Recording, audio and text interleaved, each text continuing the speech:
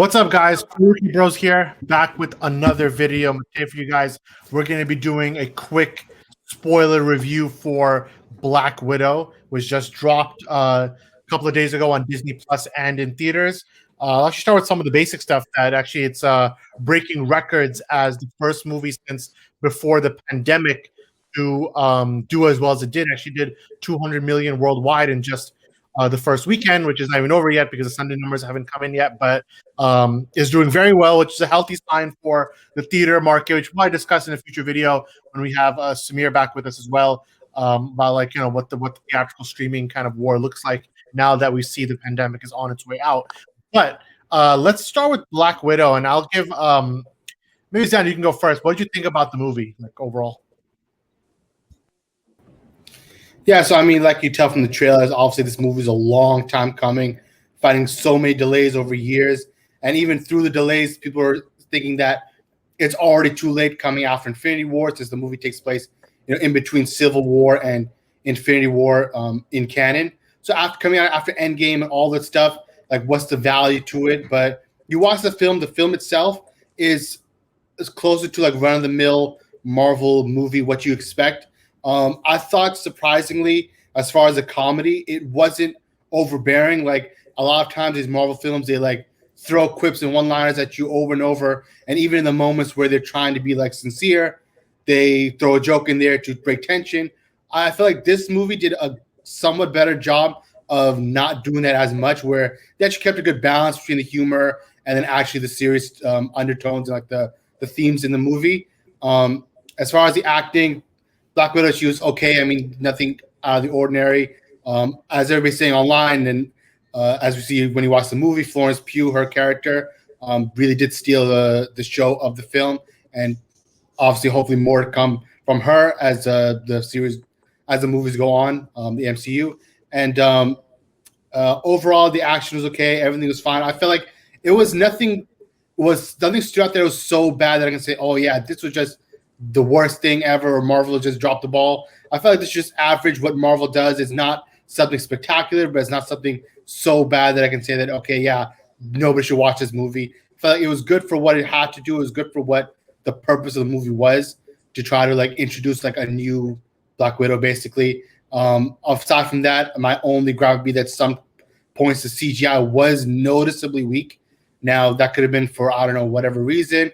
Either maybe they were fixing up during the pandemic, there wasn't enough people, or whatever the case might be. It was weak, but that wasn't so bad that it undercut whatever the movie was trying to do. And aside from that, I thought it was just okay. Like it wasn't a bad movie. It got the job done for what it was trying to do.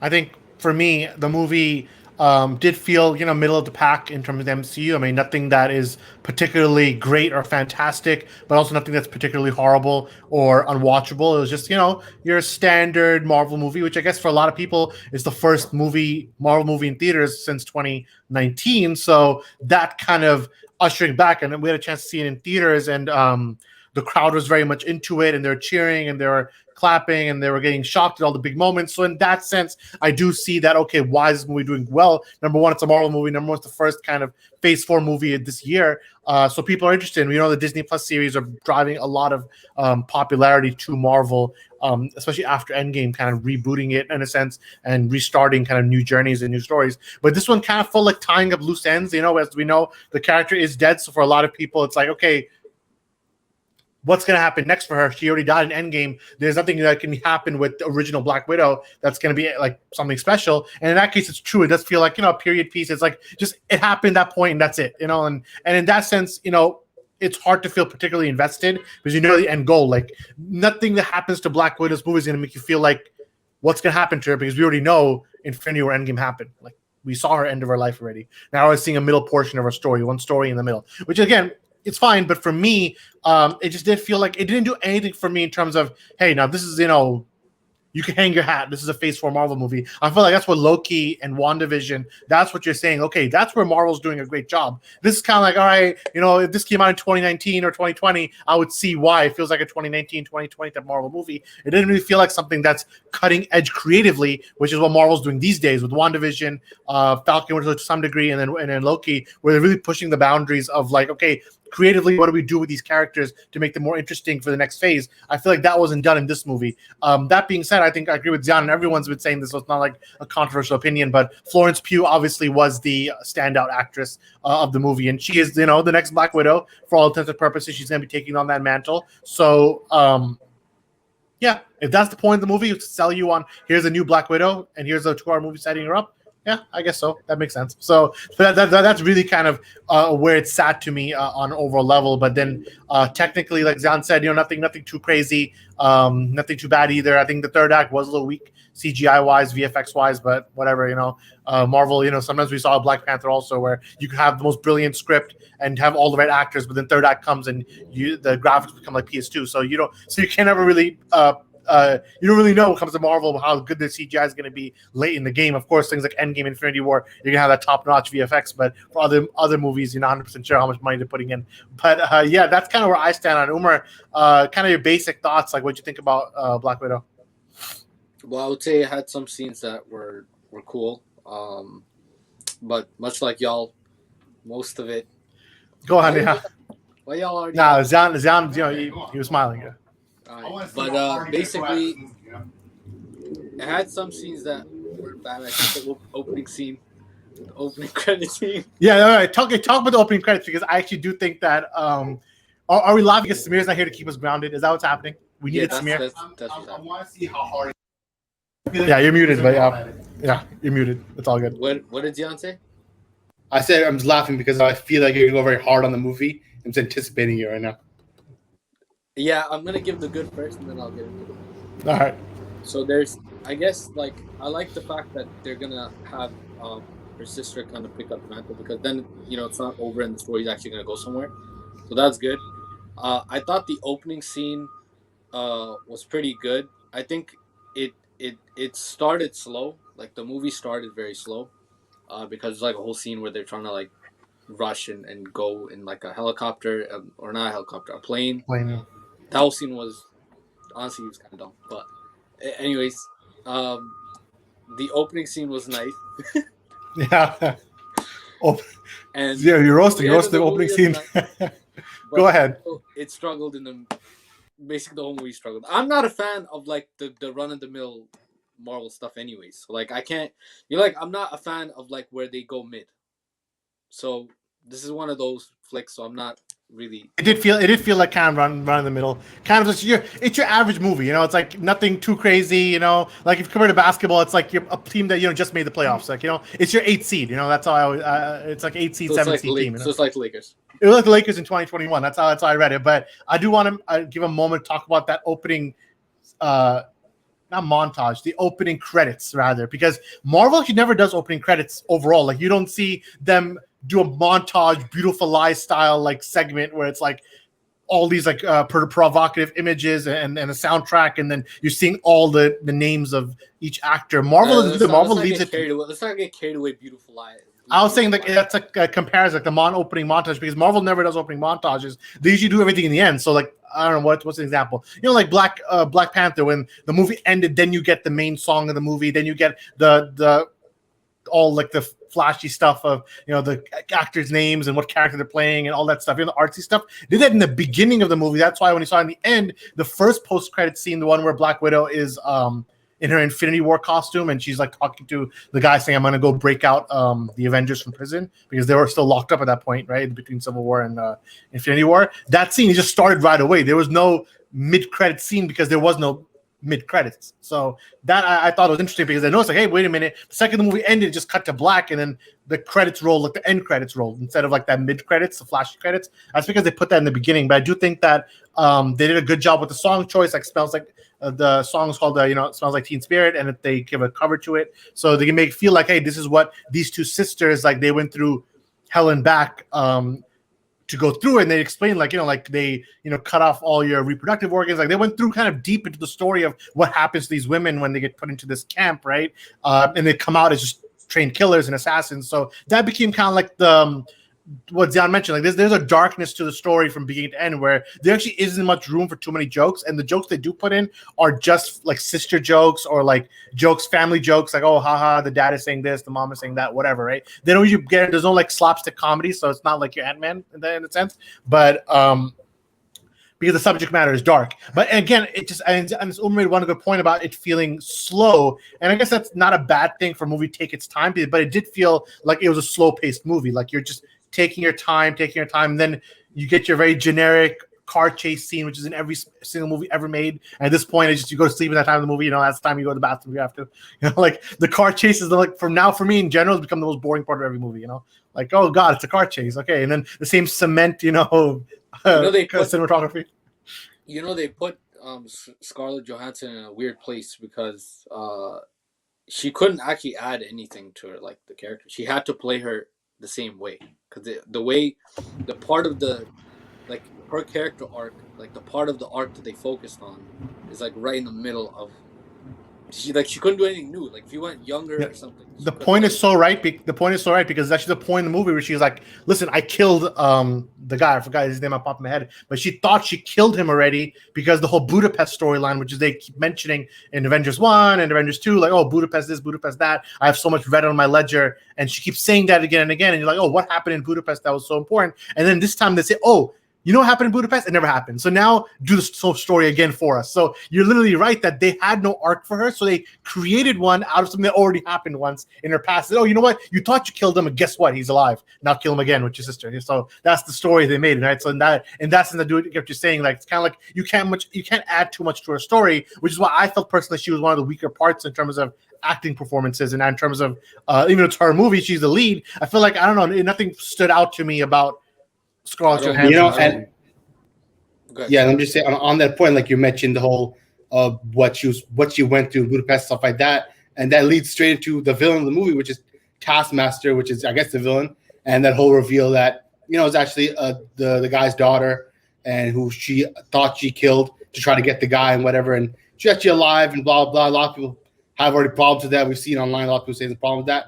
For me personally, I honestly didn't really care because it's like obviously I didn't expect Taskmaster to ever show up again, so it's like they can really do whatever they wanted for this character, and she fit into the confines of the story where all right, she can show up for this one appearance and then never show up again and nobody will care, and that's basically how they handled the character. It's like this character could have been anybody, but they just threw the name of Taskmaster, attached the name of Taskmaster to this character to try to bring like things full circle within the confines of the movie itself. So for that reasoning, I didn't think it was that big of a problem because a lot of people say that, oh yeah, Taskmaster is supposed to be this, supposed to be that, but really nobody cares. Like Taskmaster, he's a good villain, but he's not like one of the giants in Marvel. Like he is a very good villain. I'm not saying that like when in his comics and whatever games and things he's appeared in, he's a good villain, but I guess just using for the confines of the story, they just wanted to use the name to create hype, but I don't think it's a big deal that they changed it just for the confines of the movie. He's really supposed to be like a Deathstroke type guy, like just your generic kind of assassin who's very skilled at all sword fighting and martial arts. So he's just Deathstroke, but in this case, they obviously completely changed his story. But then again, this is not new for Marvel. It's not even new for DC, where they'll take a character like look at Birds of Prey with Cassandra Cain. They just made her something else, like something brand new. And Marvel's in that too with someone else. I don't remember who, but they took a character that everyone understood and they're like, let's flip it on its head. The Mandarin from Iron Man 3. Obviously now Mandarin's going to be in Spider-Man 3. I said the Mandarin Iron Man 3, right? They completely flipped his storyline. There's somebody else, but I don't know who. I'm so pissed about that. Yo, that guy was doing such a good job.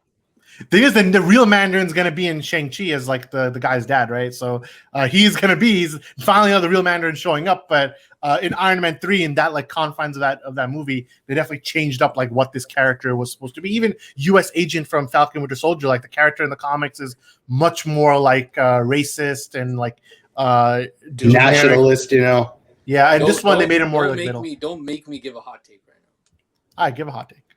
All right, I will. That character, right? In the first, when they showed like the propaganda part of it, if they actually made him like that and they gave him like rings and the powers, he would have been one of the best villains in the MCU history. You know, it doesn't make even less sense because they made him to be some kind of like Arab, like terrorist, but they call him the Mandarin, which is like Chinese and Asian. It's like that doesn't even make sense. Like it's one of the long list of reasons why Iron Man 3 is one of the most worst movies ever. But like, it doesn't even make sense. Like, yeah, it's just garbage. Well, yeah, I think the only we're straying off topic, but the only good thing about Iron Man 3 was that it kind of addressed like his like PTSD and his anxieties and stuff like that. So I like how they gave Tony like extra character development in that movie, but the rest of it is just a mess. Yeah, so let's just go into the last part of this thing, which is the post-credit scene. And again, this whole thing's been spoilers, so I can't give another spoiler warning. But in the post-credit scene, we see Yelena mourning her sister. This is the first time where they flash forward to current present day, and she's while she's mourning her sister, next to her is what's her name, Valentina? People assume Madam Hydra, what she's gonna be. Yeah, I think more likely Madam Hydra, but Valentina is her name right now, and she's played by Julia Louis-Dreyfus, right? Louis-Dreyfus. So Elaine from Seinfeld, as I would know her best from. But so she comes back and she has this reprisal of a role, which she was in Falcon Winter Soldier, where she recruited U.S. agent after he was kind of like forced to give up the mantle of Cap to Sam Wilson, and she's kind of building her own Dark Avengers, basically. And we already see she recruited one Captain America. Now she's been recruited Yelena, who's probably going to be her Black Widow, right? And the big reveal is that she says, listen, don't you want to get revenge for your sister and kill the man responsible? And she says, here's the man responsible, and it's Clint, it's Hawkeye, right? I have two things about it. Number one, how does she know Clint killed her? You know, like even if you like is she like, who's telling you this? Like let's say you know that way they were both of them were together at the cliff, and one of them died, obviously. And now she's blaming Hawkeye. How would she know that? So she doesn't have. She have powers, or someone feeding her information? Like, no, she doesn't have to. Who would feed her information from that planet? Someone who's like, big time. Like, I don't know, King the Conqueror, Galactus, or something. Silver Surfer. Someone's gonna fill her in. Someone evil, of course. I just want Hawkeye to die, and so she's made up the whole story, and she just happens to be right about it. Yeah, that's such a Marvel thing to do, but it sounds so bad. If we genuinely thought for a little while that there's donut like jelly on Batman Malkin's costume, then we can be fine that they just know that Hawkeye's responsible. But what I wanted to ask you guys was like, where do you think the story goes from here? Like, are they setting up for Hawkeye's own Disney Plus series, which we know is coming out next year, or actually the year after? I don't know, but it's coming out next year, I think. And maybe they're setting up a showdown of Black Widow versus Hawkeye, and him coming to atoning to his best friend's like sister that, listen, like, I didn't kill her, but I'm sorry, like I wanted to kill myself instead, but she took the fall for me. Remember, they were both fighting each other to see who would die first. Like, they were both willing to sacrifice each other for that scene. So now he gets to finally tell the sister that, like, this is what happened, but obviously they're gonna fight before it happens. I don't know how much story you can get out of that. You could just tell her that, hey, I didn't kill her. I mean, it's kind of like, I don't know if it's like they're gonna get a few episodes where it's just gonna be them fighting each other and then not explaining it. And then eventually maybe he'll die himself or something, because there's parallels between the shows. WandaVision and Loki, they're following a similar track, and Hawkeye will follow the track of Falcon Winter Soldier, where nothing really happens the whole show. Like, the whole show is just a bit of a waste of time, but at the end, he becomes Captain America. That's the whole point of the show. Like, it's gonna be the same thing where, yeah, they'll probably fight a little bit. She's gonna show up in his show. I mean, where else can she show up? They're not gonna waste a movie on Hawkeye. He's not a good character. So she's gonna show up in the show. They'll hash it out. She'll probably become a good guy by the end, and then he'll obviously give the mantle to his daughter. Maybe he'll kill himself. Maybe he'll sacrifice himself to save Yelena. Maybe that'll be like his penance for kind of letting her die, Black Widow die. Who knows? But it's like there's not a lot to read into it. It's just she's gonna show up. It's gonna be a very basic, very boring show, and they're just gonna handle business. They're just gonna do whatever they have to just set up the next few things, but don't expect any kind of crazy thing to happen in the show. I was kind of excited for that show, not gonna lie, but now you made me less excited. But I was like, yeah, it's gonna be maybe interesting, and like give Hawkeye a little bit of I don't know, character development. he hasn't had any in 10 years. He became Ronin out of nowhere, and now he's back to being Hawkeye. Like, I don't know what's going on. Is he even Hawkeye anymore? See, that part of it could have been nice, like the part where he like when he lost his family and that, like, after. That'd be another prequel then. Story, like they could have went into like how he just became that way. Like he just started killing people. Yeah, but we know this one's gonna take place after Endgame, so sounds like he's back to being Hawkeye. Then we don't know what he is at the end of the movie. Like he never said he's Hawkeye again. Maybe he's still being Ronin. I don't know. But I know the image that Valentina gave to Yelena was of him in his Ronin costume. So I don't know. We'll see. That's the only costume he wears. That's his costume. No. He has a completely different Avengers costume. No, yeah. In Avengers, he either wore that or he wore like their Power Rangers time space suit. You know, that's his outfit. That's what he wore in the end. He didn't wear his Avengers one costume. No. He was wearing full suit. He was wearing his regular, the X on his chest, kind of like he wore in Avengers and Avengers 2 and in Civil War. He has a superhero costume. He didn't wear that. He wears black. You have to search yourself. In fact, I'm going to search it right now. It's bad anyways. The suit is like anyone. The hood one is only the Ronin costume. It doesn't matter because he's by far one of the worst most boring characters in the MCU. Actually, in anything, but it's fine. So you're saying Green Arrow is better? Is Green Arrow from the Arrow show better than Clint from the MCU? Even people who hate CW know that's true. Is that true? I don't know. Hawkeye's one of the most. What is Hawkeye's story? He's nothing. He's been a side character the whole series. The whole 23 films, 24 films now, he's been a waste character. Now they're giving him his own show. So maybe he'll be good in 6 episodes. His daughter's going to be the focus. Look how much better Loki is in this show than he was like in Thor 2. No, everybody still loves Loki. There's a reason why he has a show is because he became more famous than Thor himself. It's true. But we'll see. We'll see what happens with both that and this. Umar, do you have any final thoughts on this movie, or is there's not much to say? I don't have any thoughts.